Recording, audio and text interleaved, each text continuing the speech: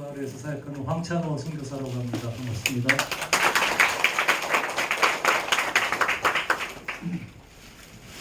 제 고향이 남원입니다. 예수님이 인자 고향에서 참 환영을 못 받는다고 그랬는데 이렇게 열렬히 환영을 받으니까 좋습니다. 저는 용성국민학교 나오고요. 용성중학교 마치고 87년도에 이제 고등학교 들어가면서 전주로 갔습니다. 그래서 이제 전주에서 신앙생활 하다가 이제 신학교를 가고 선교사가 되고 그렇게 시간을 보냈고요. 남원에 오니까 참 좋네요. 제가 왕정동에서 태어났는데 그때는 왕정리죠. 제가 태어난 생가가 그 주변이 다 개발됐는데 그 집은 유독 아직까지 있더라고요. 그래서 아마 제가 크게 성공하기를 지금 바라는 모양인데 제가 아직 크게 성공 못했어요. 오늘 이제 선교에 대한 얘기를 나눌 텐데 선교라는 주제가 그렇게 인기 있는 주제가 아니에요. 왜냐하면 이제 많은 분들이 뭐 기도응답 아니면 어떤 뭐 성공 이런 데에 관심이 많기 때문에 사실 선교라는 게 그렇게 인기 있는 주제가 아니고 또 선교에 사실 이렇게 모일 수 있는 분들이라면 대부분 이미 선교적인 삶을 사시는 분들인 경우가 많습니다.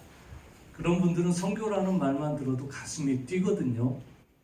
그래서 인기 없는 이런 주제에 이 자리에 여러분들이 와 계시다는 얘기는 사실 여러분들에게는 어쩌면 이런 강의가 필요 없는지도 모르는 이미 선교적인 삶을 사시는 분들이라고 저는 그렇게 생각이 되고요.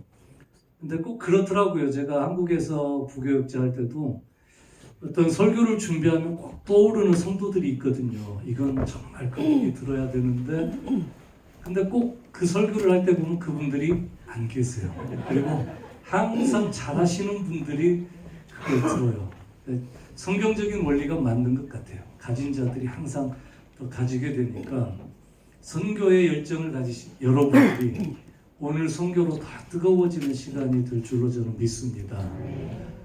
저희가 사역하는 코트디부아르와 그다음에 또 저희가 하고 있는 사역이 어떤 것인지를 간단히 이제 저희에 대해서 설명하기 위해서 짧은 영상, 선교보고 영상을 준비했는데 그 영상을 함께 보시고 그리고 이 교재를 따라서 한 2시간 반 정도 보통 이제 1시간 반 정도 강의를 한 8번 정도 2박 3일에 걸쳐서 하면 딱 좋습니다. 그런데 그렇게 여건이 안 되니까 제가 일부러 타이틀만 넣지 않고 장황하게 설명을 다 써놨어요. 그래서 여러분이 읽기만 하셔도 어느 정도 이해가 되실 겁니다.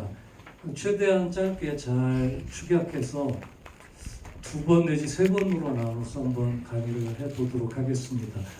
이 영상을 보시는 중간에 가능하시면 한 3줄 정도씩만 앞으로 이렇게 이동을 하시면 훨씬 더 따뜻하고 가족처럼 저희가 한번 할 수 있을 것 같아요. 우리 영상 준비되셨으면 한번 보여주시죠.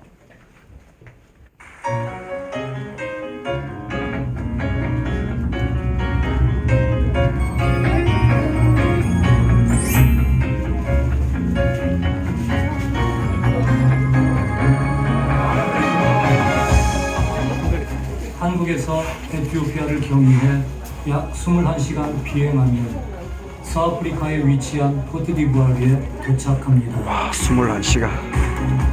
이중경 선배가 있는 지리적, 모로코하고 경제적으로 비슷한 도로권 아프리카의 관문 국가인 이곳.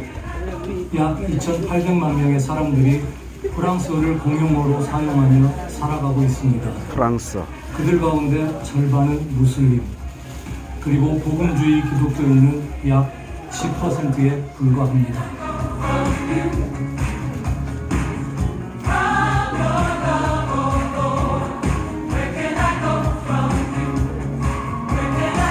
와, 2010년부터 25년. 코트디부아르 선교부는 2010년부터 지금까지 11개의 교회를 개척하였으며 현재 4개의 공동체와 함께 새로운 교회 개척을 준비하고 있습니다.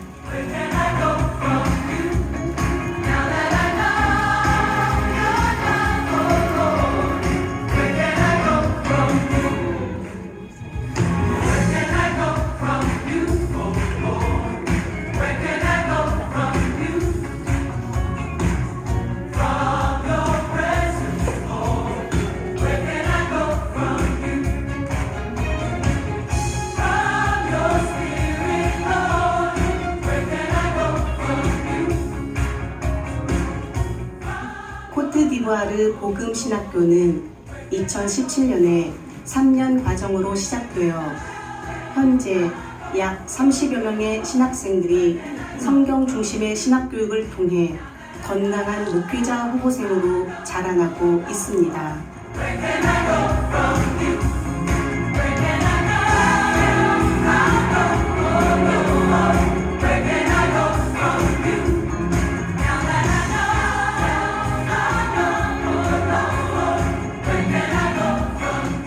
코트디부아르는 지금 무엇보다 체계적인 신앙교육을 필요로 하고 있습니다.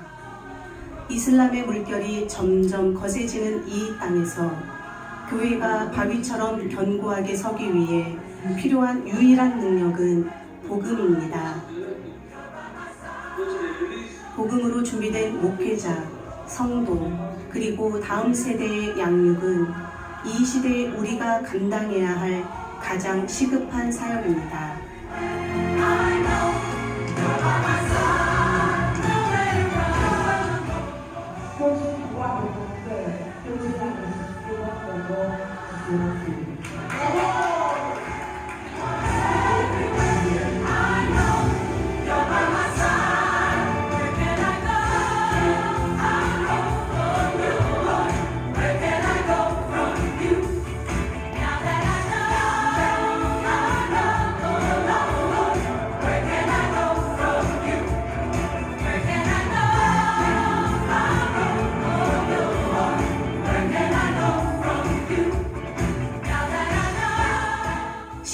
전 무슬림 정권이 들어선 이후 교회를 향한 압박이 점점 강해지고 있습니다. 아직 전도의 자유가 있는 이 마지막 때에 힘을 다해 복음을 전파합니다.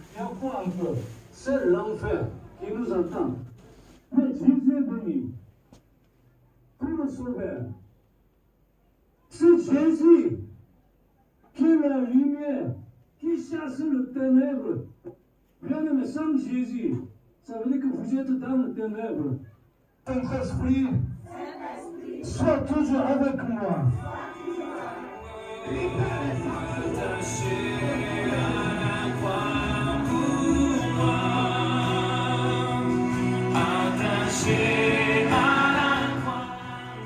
여러분의 기도와 후원은 언제나 큰 힘과 위로가 됩니다.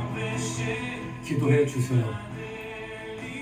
이슬람의 견고한 진이 무너지고 코트디부아르의 교회들이 복음 위에 든든히 서며 이 땅의 하나님의 백성들이 하나님의 나라를 소망하며 살아가도록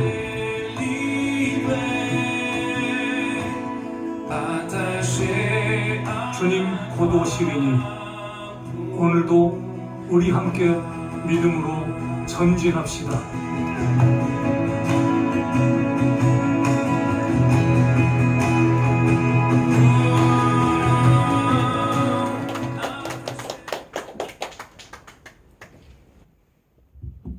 네, 코트디부아르 잘 보셨어요, 영상? 네. 예배 뜨겁게 드리죠? 네. 처음에 갔는데 예배를 4시간씩 드리더라고요. 2시간 춤추고 찬양하고, 예, 굉장히 뜨겁습니다. 저희 코트디부아르가. 여러분 이제 우리 교재를 한번 펴보실까요? 1페이지를 보시면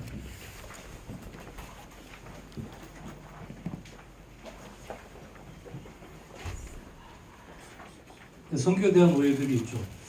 오늘 저는 이제 선교에 대한 기본적인 걸 나누고 이 선교와 교회 그리고 선교와 성경 또 선교와 우리의 일상 선교와 제자 양육에 대해서 그렇게 나누고 싶어요.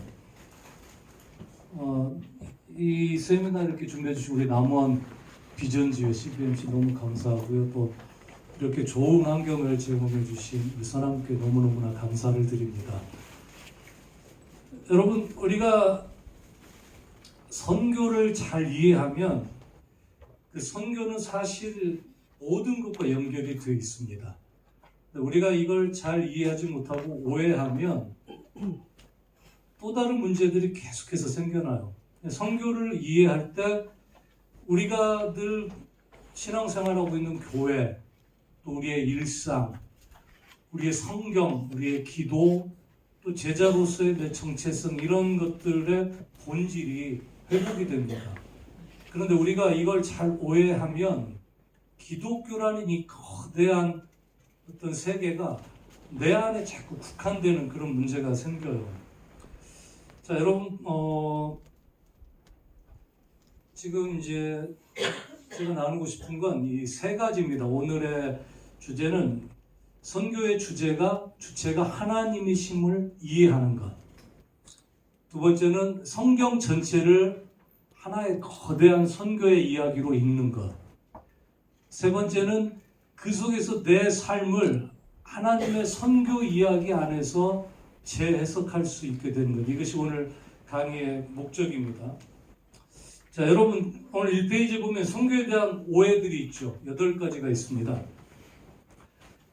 예를 들어서 우리 유한진 회장님을 우리가 동남아 사람이라고 한번 오해를 해보는 거예요. 저분 분명히 한국 사람입니다. 남원 대강면 사람이에요. 근데 우리가 이분을 동남아 사람이라고 많이 오해를 하면 우리 유 회장님이 앞에 나와서 안녕하세요 하는 순간 우리가 반응이 어떻게 나갈까요? 오, 한국말을 어떻게 저렇게 잘해요? 그리고 저분이 김치를 딱 먹는 순간 오, 김치도 먹어요. 맵지 않아요. 이렇게 나간단 말이에요. 왜요? 오해를 해서. 우리가 저분이 한국 사람인 걸 이해하면 아무 문제가 없는데 오해를 하면 계속 이상한 일들이 생겨나요. 근데 보통 이 오해는 두 가지가 부족할 때 생겨요. 하나가 뭐냐면 정보가 부족하거나 소통이 부족한 것. 예를 들면 이제 정보가 부족해. 정보가 나빠요. 그런데 소통은 원활해. 그러면 어떤 일이 생길까요? 가짜 뉴스가 막 성행을 해요. 그런데 정보는 좋아. 참 진리예요. 그런데 소통이 없어요. 어떤 일이 생길까요? 이 정보, 진리가 가진 힘을 잃게 돼요. 아무런 영향력이 없게 되는 거예요. 그래서 이 좋은 정보를 가지고 잘 소통을 할 때 우리가 그 오해를 피할 수가 있습니다. 선교가 그렇습니다. 우리가 선교를 잘 이해하고 우리의 삶을 통해서 이 선교가 잘 소통이 되면 그때서야 비로소 이 선교가 가진 영향력이 힘을 발하는 거죠. 자, 첫 번째로 여러분 선교는 해외로 나가는 것. 여러분 어떻게 생각하세요? 가장 많이 듣는 선교사가 돼서 가장 많이 듣는 말이 뭐냐면 해외 선교, 국내 이상하네. 딴 데서는 다 나오던데. 해외 선교, 국내 전도. 예, 이렇게들 얘기를 많이 해요. 그 얘기는 뭐예요? 선교는 해외용이다.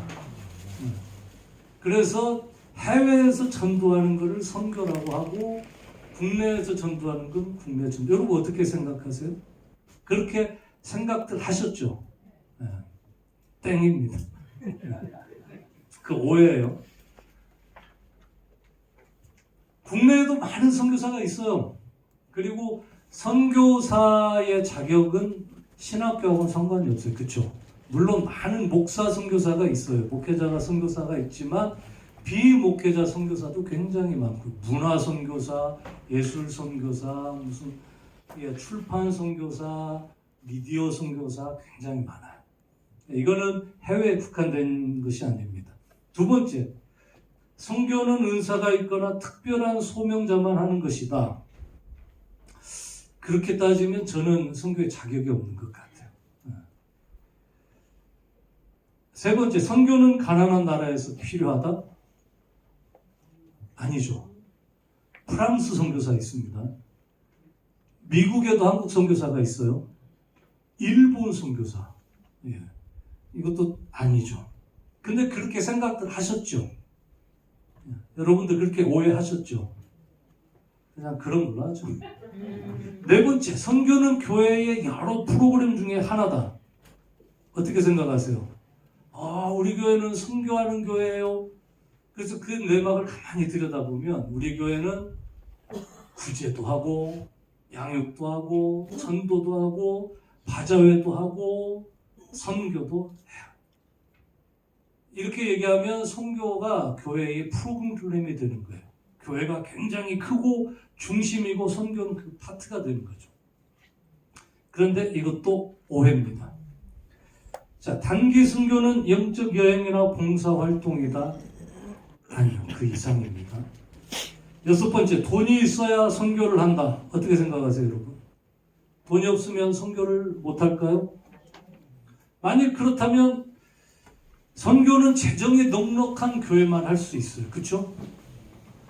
그리고 재정이 넉넉한 성도만 선교에 동참할 수 있어요. 그런데 다행히도 선교는 돈이 있어야만 하는 것이 아닙니다. 선교는 하나님을 사랑하는 마음과 기도에 열정이 있고 은혜가 있으면 할 수 있어요. 물질은 꽤 도움이 되지만 절대 조건은 아니에요. 자, 7번째, 국내 전도가 먼저다.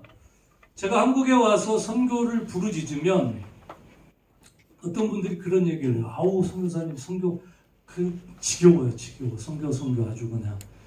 국내에도 아직 전도 못한 데가 많은데 우리나라를 먼저 해야지 무슨 해외 선교냐고 그런 분들이 많아요. 땡입니다. 이것도 아니에요. 예수님이 그런 얘기를 하셨거든요. 성령이 너희에게 임하면 너희가 권능을 받고 예루살렘과 온 유대와 사마리아와 땅끝까지. 근데 이게 시간적인 순서는 아니에요. 예루살렘 전도가 다 끝나면 그때 유대로 가라, 이 얘기가 아니에요. 동시적인 개념이죠. 만일에 이게 시간적인 개념이었다면 아직 복음은 우리나라에 못 들어왔을 거예요. 아직 이스라엘에 있을 겁니다. 그런 의미에서 이건 땡이에요. 자, 8번째, 가는 사람, 보내는 사람, 기도하는 사람, 후원하는 사람 중 하나를 택하면 된다. 어떻게 생각하세요? 맞다. 아니다.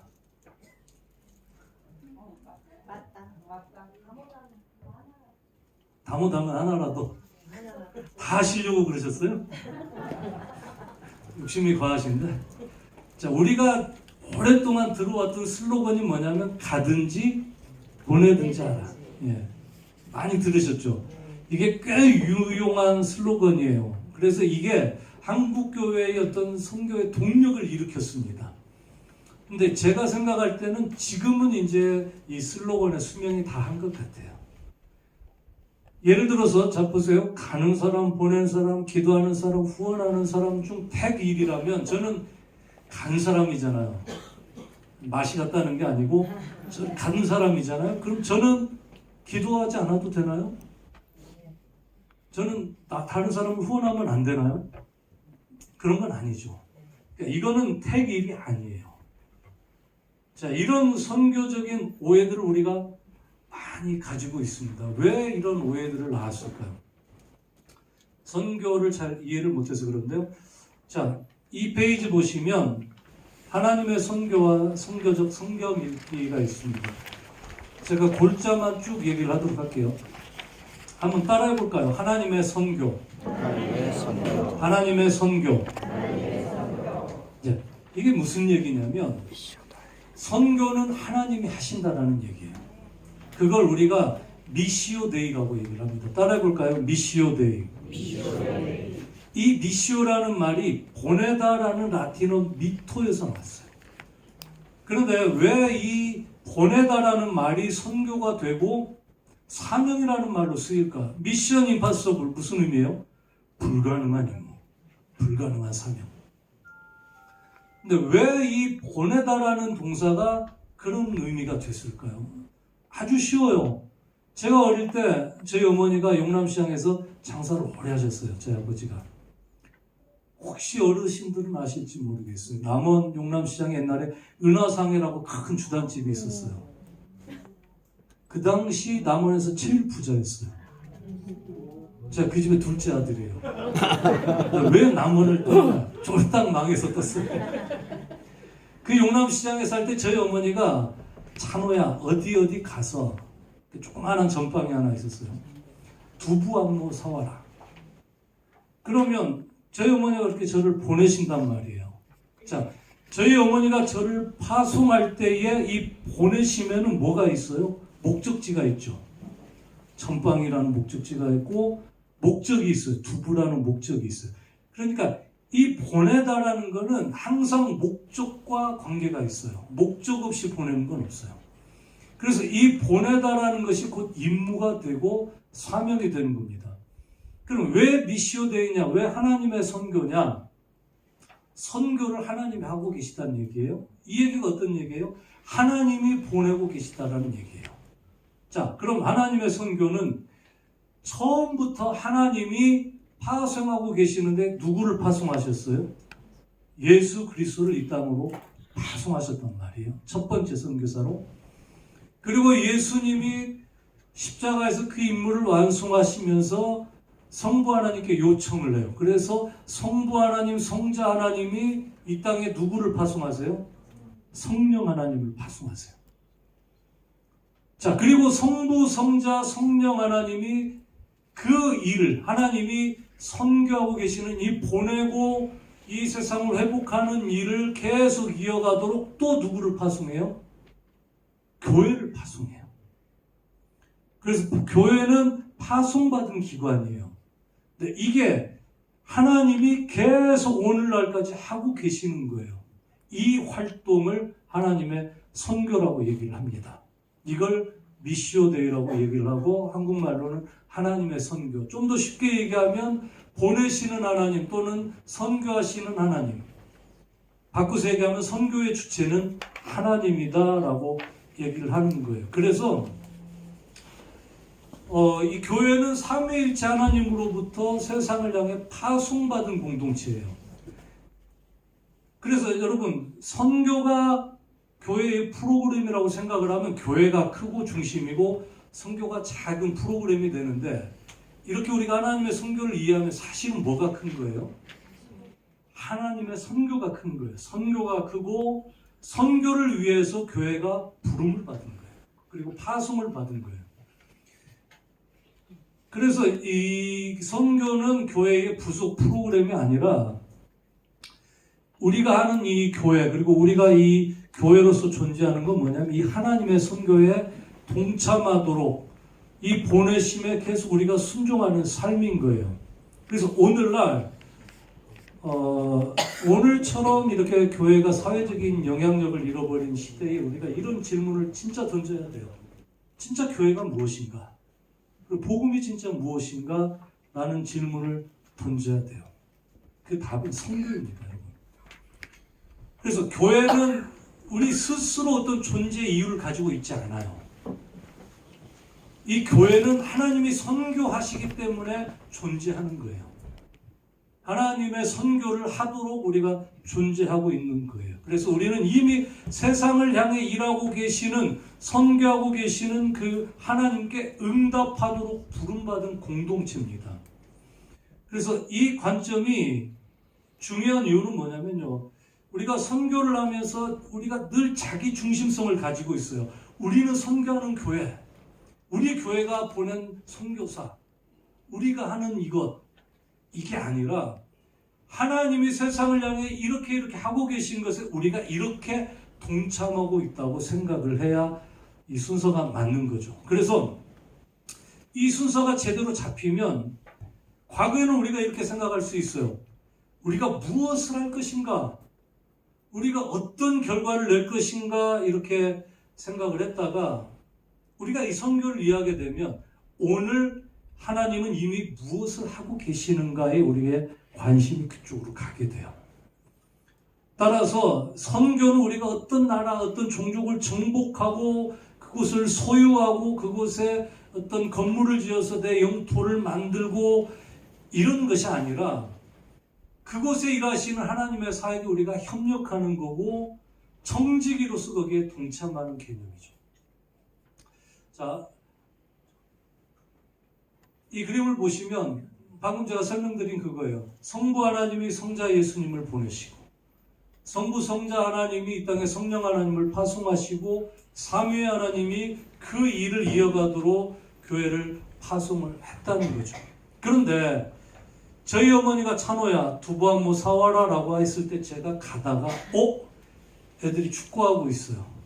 가다가 제가 공을 막 차고 가다 보니까 또 제 친구들이 막 제기 차고 있어요. 거기서 어울려서 막 제기 차고 보니까 동창들이 여자들이 저기서 고무줄 놀이하고 있어요. 아싸 그리고 가서 고무줄 딱 끊고 하다가 잊어버렸어요. 뭘요? 임무를 잊어버렸어요. 만일 그렇다면 어쩌면 이게 우리 교회의 오늘날의 잃어버린 영향력이 아닐까 그런 생각을 해볼 수 있습니다. 자, 여러분 선교에 대해서 존 파이퍼 목사님이라는 분이 이런 얘기를 했어요. 선교는 예배가 존재하지 않기 때문에 선교가 존재한다. 이 얘기가 뭡니까 여러분? 굉장히 심오한 얘기인데 우리는 과거에 그렇게 생각했어요. 교회가 선교를 해서 세상을 바꾼다라고 생각을 했어요. 교회 중심으로 항상 생각을 했죠. 그런데 사실 선교적으로 우리가 성경을 읽으면 하나님이 세상을 향해서 선교하고 있고 우리가 교회는 거기에 순종하고 동참하는 기관이라는 것을 우리가 알게 되는 거죠. 그래서 선교의 궁극적인 목적은 뭐냐면 사실은 예배입니다. 예배하지 않기 때문에 왜 예배하지 않을까요? 그들이 하나님과의 관계가 단절되어서 죽음의 상태에 있기 때문에 예배할 수가 없어요. 예배하지 않기 때문에 그들로 하여금 예배하도록 선교가 필요한 거예요. 하나님이 영광을 받으시기 위해서 오늘도 파송하시는 선교를 하고 있기 때문에 교회가 그 일을 하는 거예요.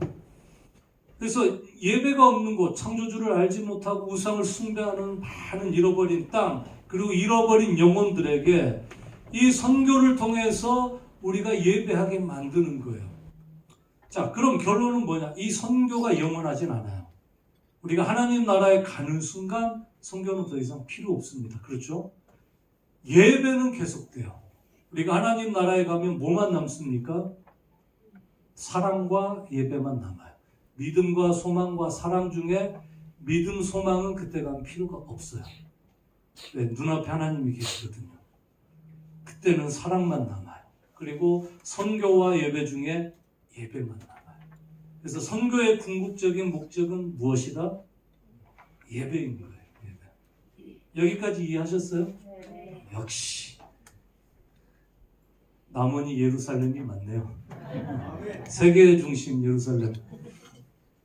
자, 여러분 우리가 성경을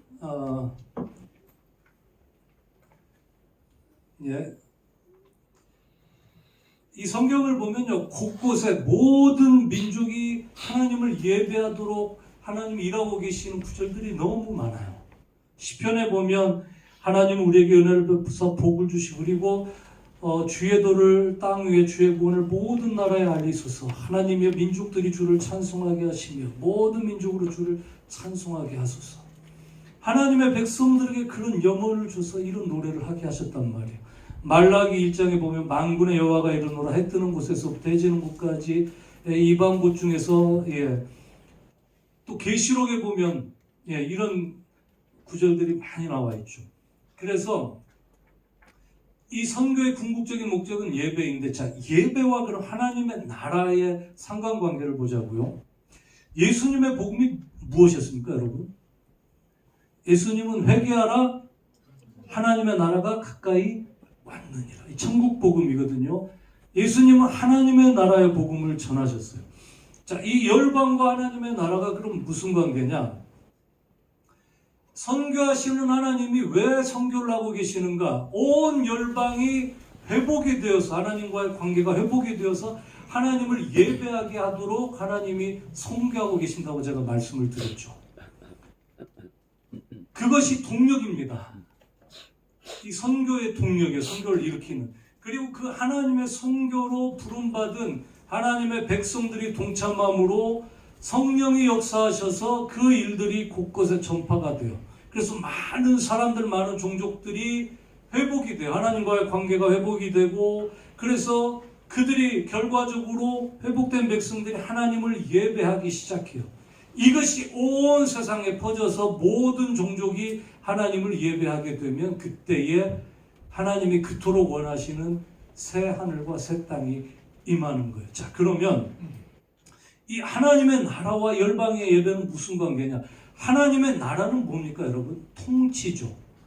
하나님의 나라는 우리가 죽어서 가는 어떤 물리적인 장소가 아니라 다스림이에요. 통치.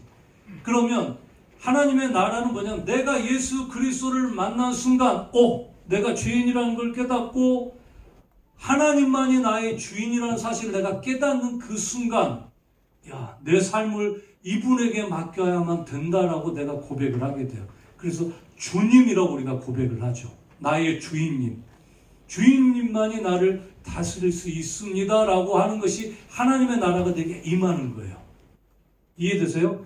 하나님의 나라가 내 안에 들어오면 내가 비로소 하나님이 나의 주인이라는 걸 깨닫게 되는 거예요. 통치가 시작된 거예요. 그럼 예배는 뭐냐? 그 통치 때문에 내 삶이 변해서 내 말이 변하고 내 행동이 달라지고 내가 물질을 사용하는 방식이 달라지고 내가 다른 사람들과 대하는 그 관계가 달라지는 거예요. 뭡니까? 하나님의 나라가 내 삶에서 이루어지는 거예요. 이것이 내 예배입니다.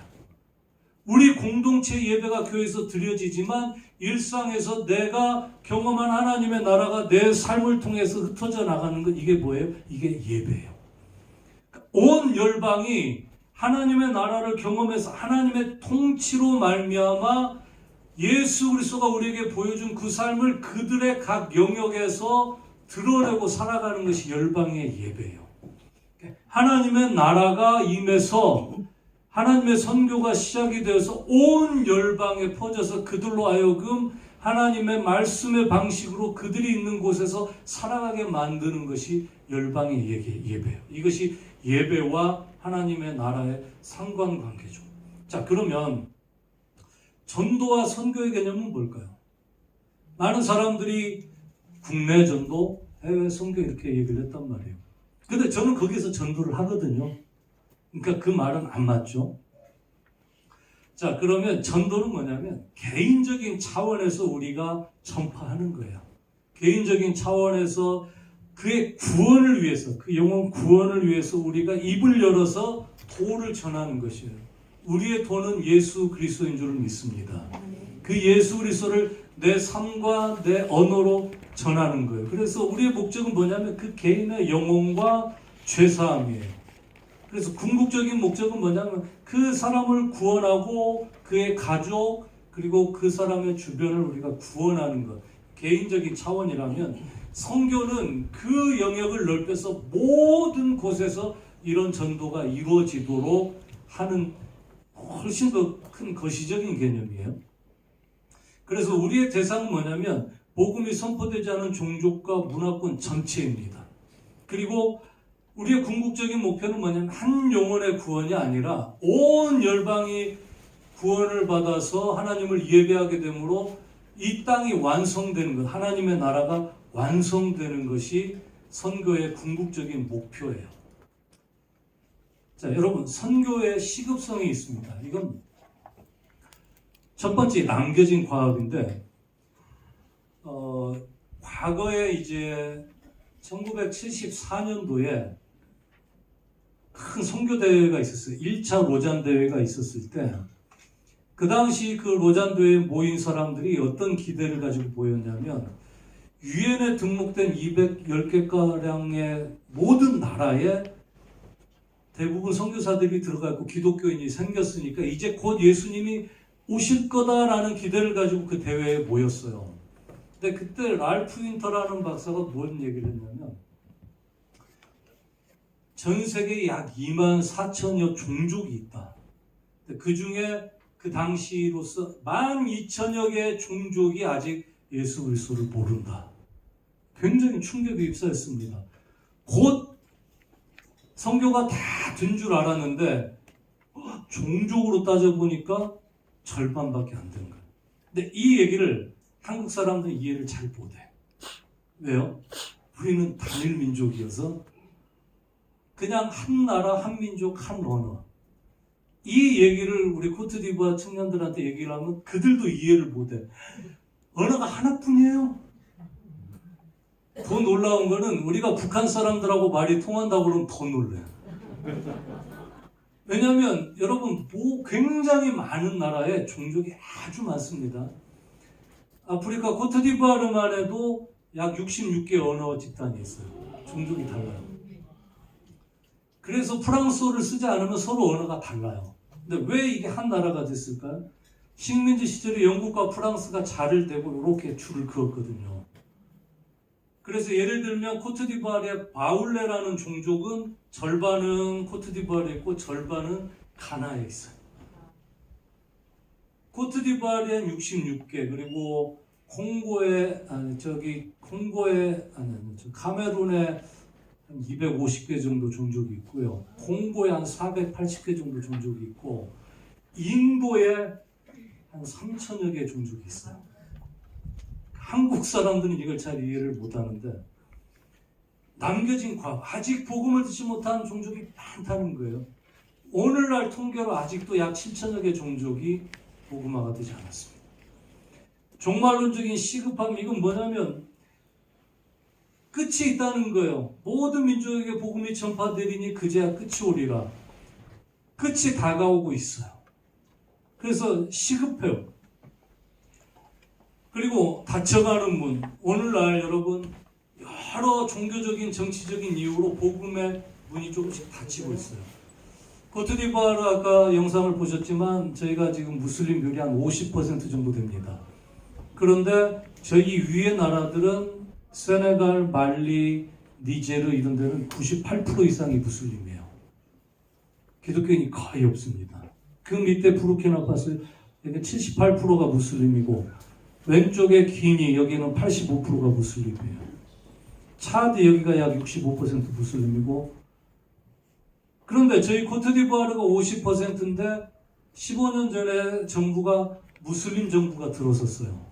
그러면서 점점 교회가 요구하는 서류 이런 거 안 내주고 보이지 않는 핍박이 점점 늘어나요. 이 얘기는 뭐예요? 문이 점점 닫히고 있다는 얘기예요. 가봉은 무슬림 국가가 아닙니다. 거기는 무슬림 비율이 10%가 넘지 않아요. 그런데 대통령이 무슬림이 되면서 선교사들에게 비자를 주지 않습니다. 그래서 선교사가 들어갈 수도 없고 활동을 할 수도 없어요. 거기에 유일하게 들어간 한국 선교사는 한인교회 목사님이에요. 한인을 대상으로 사역하기 때문에 들어가 있는 거예요. 복음의 문이 점점 닫히고 있어요. 시급합니다. 그러면 왜 이 선교가 중요한가? 왜 이 선교가 전부인가?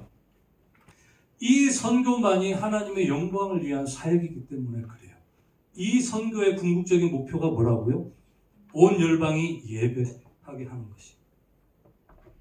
그래서 이 선교의 중요성은 뭐냐면 이것이 하나님의 영광을 위한 사역이기 때문에 그렇고요.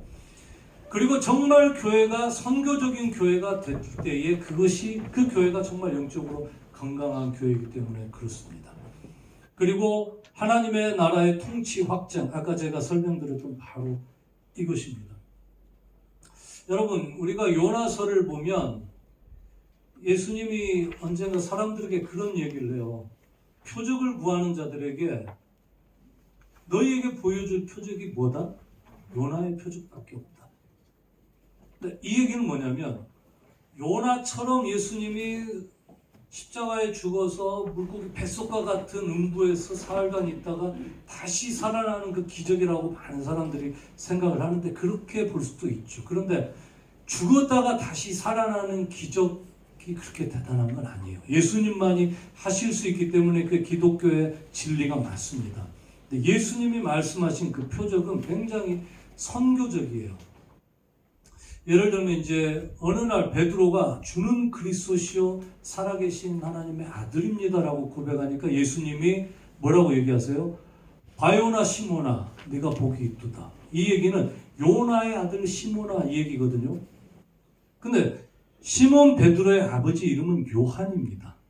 근데 예수님이 갑자기 요나의 아들 시모나 이렇게 얘기를 하세요. 이 얘기는 뭐냐면 네가 오늘 이 순간 요나의 후손이다. 그 고백이 요나의 후손이다. 자, 요나서를 우리가 어떻게 읽습니까? 하나님이 우리에게 어떤 말씀을 하셨는데 불순종했더니 봐라, 이런 어려움이 있더라. 불순종했더니 풍랑을 만나고, 그래서 우리가 순종을 해야 될 때는 즉각 순종을 해라. 풍랑을 만나지 않는 인생이 되려면 순종해라. 이런 개념으로 우리가 성경을 읽는단 말이에요. 근데 요나서를 우리가 선교적으로 읽으면 그 얘기는 뭐냐면, 하나님을 등한시하고 하나님을 멸시하는 니느웨라는 그 백성들, 이방 민족들까지도 선교하기 위해서 계속 보내고 계신다는 거예요. 하나님의 사람들 마음에 성령으로 하여금 어떤 열정을 주셔서 가라. 포기하지 않으신다는 거예요. 그리고 요나가 그걸 거부합니다. 그러면 우리에게 자유주 의지를 주신 하나님이, 그래, 네가 거절하는 거라고 다른 사람 찾아보지, 이럴 만도 하신데, 아니야, 요나야, 나와 함께 하자. 요나를 다독거리고요, 때로는 요나에게 한마디 하시면서 끝까지 그 일을 이루세요. 그리고 요나에게 딱 던져주세요. 거기에 내 백성이 있다. 내가 어떻게 그 땅을 포기하겠니? 거기에 내가 만든 가축들이 있다. 내가 그 땅을 어떻게 포기하겠니? 자, 이 얘기는 뭡니까? 그 니누의 백성들로 하여금 주는 그리스도시요 살아계신 하나님의 아들이라고 고백하고 하나님을 예배하도록 하기 위한 아버지의 마음이 그 안에 들어있는 거예요. 자, 우리가 그래서 성경을 선교적으로 읽을 때 이런 것들을 읽는 거예요. 그래서 결론적으로 이 선교는 하나님의 나라를 앞당기는 엄청난 축복입니다. 따라서 이 선교라는 건 우리가 천천히 하거나, 나중에 제가 로또가 되면 제가 선교원금을 20%를 제가 10의 2조를 드리겠습니다. 지금 우리 교회가 건축 중이니까 선교원금 나중에 빚 좀 다 갚고. 그런데 우리가 이 선교의 시급성을 이해하고 중요성을 이해하면 그렇게 얘기할 수가 없죠. 선교를 통해서 하나님의 나라를 이 땅에 오게 하고 완성시키는 것은 그리스도인으로서 우리 모두가 감당해야 할 엄청난 축복이자 의무입니다. 저는 그렇게 믿습니다. 아멘. 아멘. 자, 여러분, 우리가 성경을 읽을 때 선교적 성경 읽기를 제가 설명을 드릴게요. 성경을 보면 1186장이 있다고 그래요. 그 중에 가장 첫 두 장은 낙원에 대한 얘기입니다. 창세기 1장, 2장은 하나님이 만드신 에덴 동산이라는 낙원에 대한 얘기예요. 그렇죠? 창세기 3장에 뭐가 시작됩니까? 타락이 시작돼요. 이 얘기는 뭐예요? 타락으로 인해서 이 낙원이 깨어집니다. 잃어버려요. 신낙원이 시작이 돼요. 이 신낙원이 어디까지 갈까요? 요한계시록 20장까지 가요. 그러면 요한계시록 21장, 22장으로 성경이 끝납니다. 마지막 두 장이 다시 낙원이 회복되는 얘기예요. 새하늘과 새 땅이 임하는 복낙원입니다. 자, 맨 처음 두 장이 낙원, 맨 끝 뒤 두 장이 복낙원, 가운데는 뭐라고요? 신낙원이에요. 잃어버린 낙원에 대해서 하나님이 계속해서 잃어버린 것을 찾으시는 이야기가 이 성경의 전체 스토리예요. 그러니까 우리가 이 성경 전체를 읽으면서 잃어버린 것을 찾기 위해서 하나님이 계속 보내시고 파송하시는 이 얘기를 우리가 성경에서 읽지 못한다면 우리가 성경을 잘 못 읽는 거죠. 여기 보시면 낙원이 창세기 1장 2절이지만 바로 창세기 3장에 타락이 되고요. 아브라함이라는 한 사람을 불러서 하나님이 선교적인 민족을 만들어요. 어떤 공동체를 만들어서 하나님 나라가 어떻게 구현이 되는지를 모델을 삼으십니다. 그리고 그 아브라함을 통해서 이스라엘을 불러요. 그래서 출애굽기에는 뭐라고 하냐면 이스라엘이 내 제사장 나라라고 그래요. 제사장의 역할은 이 땅의 백성과 하나님을 연결하는, 잇는 역할을 해요. 그러니까 그 이스라엘이라는 민족은 제사장 나라로서 이 땅의 온 열방을 하나님과 연결시키는 사명을 가지고 있는 거예요. 그러니까 부름을 받았다라는 것은 우리의 특권이기도 하지만 우리의 사명이라는 것을 우리가 잊으면 안 됩니다. 이스라엘은 그렇게 생각하지 않았어요. 특권에 머물렀어요. 우리는 선민, 저들은 더러운 것들. 자, 많은 선지서에 하나님이 이 하나님의 나라를 회복하기 위해서, 잃어버린 영혼들을 회복하기 위해서 계속 선지자들을 보내신 얘기들이 있고, 그 선지자들이 가리키는 한 인물이 있었어요. 그게 바로 예수 그리스도입니다. 예수 그리스도가 이 땅에 와서 하나님이 원하신 참 선교의 모델을 보여주세요. 그리고 예수님과 성령님이 이 땅에 교회를 세우시고, 예수님이 내 교회를 세우리라 라고 말씀하시고 그 교회를 통해서 이 선교를 오늘 이어가고 있는 거예요. 여러분, 이걸 지금 눈으로 볼 수 있어요. 우리가 지금 여기 있지 않습니까? 여기 온다고 누가 100만 원씩 주는 것도 아닌데 우리가 왜 여기 와 있어요? 저 야구 굉장히 좋아합니다. 지금 키움과 기아가 오늘 이기면 수입해요. 3연승. 어제까지 5연승. 근데 왜 제가 여기에서 이걸 하고 있습니까? 오늘 하나님이 이런 일을 하고 계시는 거예요. 가장 중요한 일을 하도록. 그래서 이 교회가 사명을 완수하는 날 이 낙원이 회복되는 이야기. 이것이 성경이 말하는 하나님의 선교예요. 그래서 우리가 선교적으로 성경을 읽지 않으면 파편적으로 읽게 돼요. 아브라함 보지 않고 떠났다더라. 야, 믿음은 보지 않고 순종하는 거야. 보지 않고 순종했더니 아브라함이 믿음의 아버지가 돼서 거부가 됐어.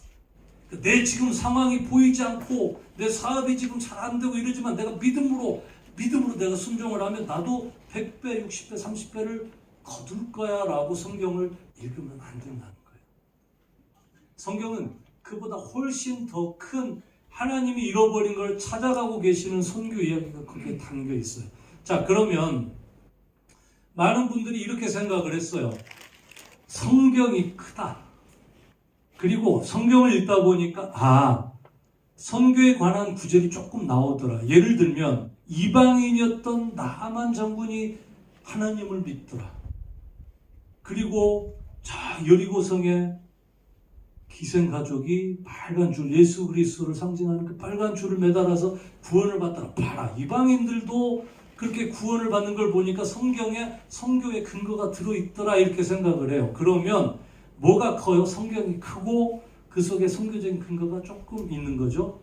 그런데 성경을 선교적으로 읽으면 이것이 하나님이 선교하고 있는 이야기를 담고 있다고 우리가 성경을 읽으면 어떻게 돼요? 사실은 선교가 크고 성경은 하나님이 선교하시는 하나님의 활동의 기록물인 거예요. 하나님의 선교의 산물이 성경인 것입니다. 여러분 이해하시겠어요? 야, 역시 예루살렘 정말. 예루살렘 화이팅! 이것이 그래서 우리가 성경을 선교적으로 읽는다는 말은 무슨 얘기냐면 모든 구절을 억지로 해외 선교와 연결시키는 것이 아니라 하나님이 열방과 이 세상을 위해 무엇을 하고 계시며 그 일에 나와 내가 속한 신앙 공동체 교회를 어떻게 참여시키는가를 묻는 거예요.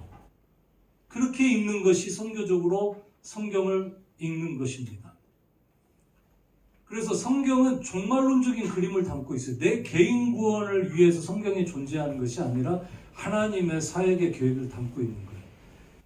그래서 창세기 1장에서 11장을 보면 선교의 필요성, 인간이 얼마나 타락한 존재인지 이 선교의 필요성을 보여주고요.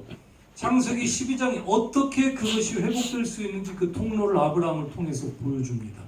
하나님의 이 나라를 살아가는 공동체, 그리고 출애굽기 19장에서 제사장 나라를 보여주고 시편, 선지서, 요나 이런 성경들을 보면 열방을 향한 이 하나님의 사랑을 끊임없이 드러내는 거예요. 이것이 선교적인 성경 읽기입니다. 자, 이 신약을 보면요, 이 복음서 이건 뭐냐면 예수 그리스도가 이 땅에 선교사로 오신 얘기가 기록되어 있어요. 그리고 그 예수님이 성령님과 더불어 이 땅에 선교사를 파송하세요. 그것이 교회입니다. 개개인처럼 보이지만 그것이 교회예요. 그래서 이 교회를 통해서 단순히 예수를 믿게 만드는 것만이 아니라 이 세상이 하나님과 화해되도록 그리고 회복되도록 예수 그리스도의 대신 죽으심을 전파하는 그 선교를 예수님이 이 복음서에 만들어냈어요. 이게 선교의 메커니즘이죠. 그 사도행전과 모든 서신서들은 그 부름받고 파송된 교회의 활동을 기록하고 있어요. 어떻게 그 교회 활동이 선교가 확장되어 가는지 그것들을 기록하고 있어요. 그리고 요한계시록은 이것이 어떻게 완성되는지를 기록을 하고 있죠. 그러니까 성경을 선교적으로 읽지 않으면 우리가 놓치는 것들이 굉장히 많습니다. 우리의 개인 기도응답을 찾기 위해서 우리가 성경을 읽는 것도 아니고요. 어떤 성공의 방법, 윤리적인 교훈을 위해서 우리가 성경을 읽는 것이 아니에요. 자, 그래서 선교적 성경 읽기의 실제 방법은 뭐냐면 하나님 중심으로 우리가 질문을 하고 읽는 거예요. 하나님이 어떤 분이시며 이 본문에서 무엇을 드러내시는가? 두 번째, 하나님의 시선이 어디를 향하는가? 요나서를 보면서 이 인간의 불순종 여기 우리가 꽂히면 하나님의 시선을 놓치는 거예요.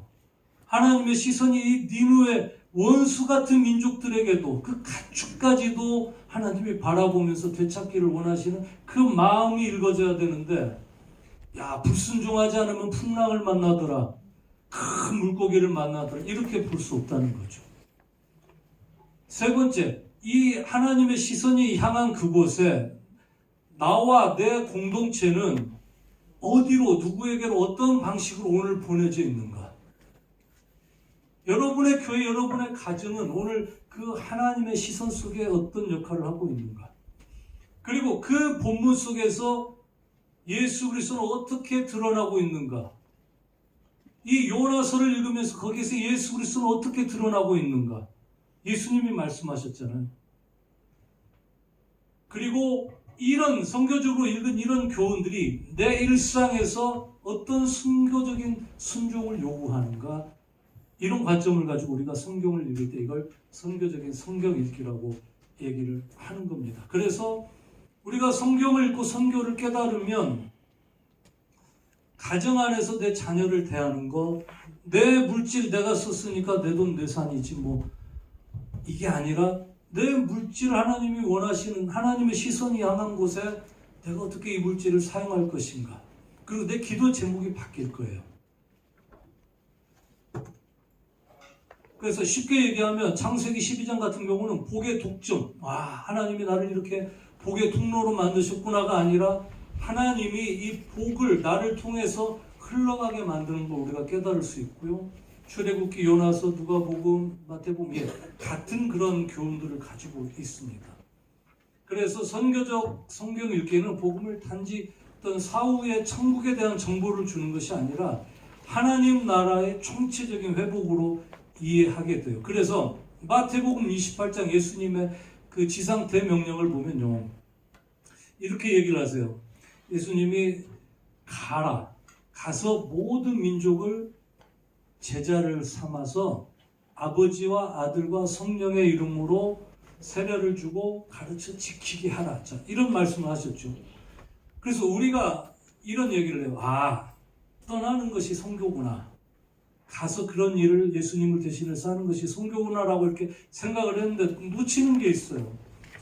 내가 세상 끝날까지 누구와 함께? 너희와 항상 함께 있으리라. 자, 이 말씀은 우리 공동체에게 주신 말씀이에요. 너는 가서 이 일을 하라라는 말씀으로도 들을 수 있지만 내 교회, 주는 그리스도시요 살아계신 하나님의 아들이라고 믿고 그걸 믿음으로 하나님의 나라를 경험한 너희가 너희 일상에서 하나님의 나라를 살아갈 때에 내가 너희와 항상 함께 있으리라. 너희 교회라는 그 공동체와 내가 항상 함께 있으리라. 이것이 예수님의 약속인 줄을 믿습니다. 자, 여러분, 그래서 선교는 사실은 공동체적으로 우리가 이해를 해야 돼요. 그래서 우리가 만일 성경을 선교적으로 읽게 되면 이런 5가지 변화가 있을 수 있어요. 성경 읽기의 목적이 변화가 되죠. 내가 받을 복에서 하나님의 마음이 흐르는 곳으로 내 초점이 이동을 해요. 두 번째, 내 기도의 방향이 변화될 거예요. 나의 필요를 위해 기도하는 건 당연하죠. 아주 당연하죠. 그런데 때때로 내가 내 필요를 위해서 기도하지 않았는데 내가 선교적으로 기도하다 보면 이건 어느새 다 이루어져 있어요. 내가 물질이 필요하다고 물질을 위해 기도하면 응답이 잘 안 되는데, 내가 정말 선교적으로 누군가를 돕고 선교에 동참하기 위해서 기도하면 하나님이 공급해 주세요. 그 일을 위해서. 할렐루야. 교회 이해의 재정립. 자, 내 기도에 열방이 들어오고 미전도 종족이 들어오고 주변에 잃어버린 영혼들이 들어오고 이 사회적인 아픔 이런 것들이 들어와서 내 기도가 확장됐다면 우리 교회에 대한 내 이해도 달라져요. 이것은 우리가 함께 선교하는, 너희와 항상 함께 있으리라고 하신 예수님의 약속이 있는 공동체라는 걸 우리가 이해하게 돼요. 그래서 이거는 우리 교회는 거룩한 삶으로, 우리가 함께 거룩한 삶으로 이 성경을 해석해내는 해석 공동체라는 걸 우리가 인식을 하게 되는 거죠. 그리고 동시에 내 일상의 의미가 변화가 돼요. 성경이 하나님이 잃어버리신 이야기를, 잃어버린 걸 되찾는 선교적인 이야기고, 거기에 그 시선이 머무르는 곳에 나를 오늘 부르고 계신다면 오늘 내 일상의 의미가 훨씬 더 선교적으로 해석이 되죠. 그리고 마지막으로 성경 해석의 균형이 회복이 될 겁니다. 뭐냐면 개인 경건만을 위해서 선교적으로 성경을 읽었다면 균형이 잡히는 거예요. 어떤 개인 경건과 우리 공동체의 사명, 그리고 구원과 제자도, 예배와 정의 이런 것들이 이제 균형을 이루게 되는 거죠. 그래서 성경은 하나님의 선교의 기록이며 그 기록을 읽는 백성일 뿐만 아니라, 교회는 그 기록을 읽는 백성일 뿐만 아니라 그 이야기 속으로 들어가서 그 삶을 살아내야 할 백성들의 공동체인 거예요. 그래서 선교적인 성경 읽기는요, 여러분, 선택이 아니라 사실은 필수입니다. 그리고 선교를 모르면 성경의 큰 흐름을 놓치게 되고, 성경을 선교적으로 읽지 않으면 교회의 존재 이유를 놓치게 돼요. 그래서 선교가 이런 것이라면, 그리고 교회가 이런 일을 위해서 부름을 받았다면, 그리고 성경을 그래서 선교적으로 읽어야 한다면 많은 것들이 우리가 오해에서 벗어날 수 있을 거예요. 자, 우리가 처음에 나눴던 오해들이 있었죠? 많은 부분 여러분 이해가 되셨죠? 예, 탁월하십니다. 남은 사람이라면 그 정도는 해야죠. 그리고 성경이 지난날에 내 삶에 어떤 의미였는지 좀 부족했을 수 있지만 오늘부터 우리가 읽는 성경은 그보다 훨씬 더 의미 있게 다가올 거라고 믿습니다. 자, 딱 10분만 휴식하시고요. 간식 드시면서 10분만 휴식하시고 두 번째 단위로 만나도록 하겠습니다. 감사합니다.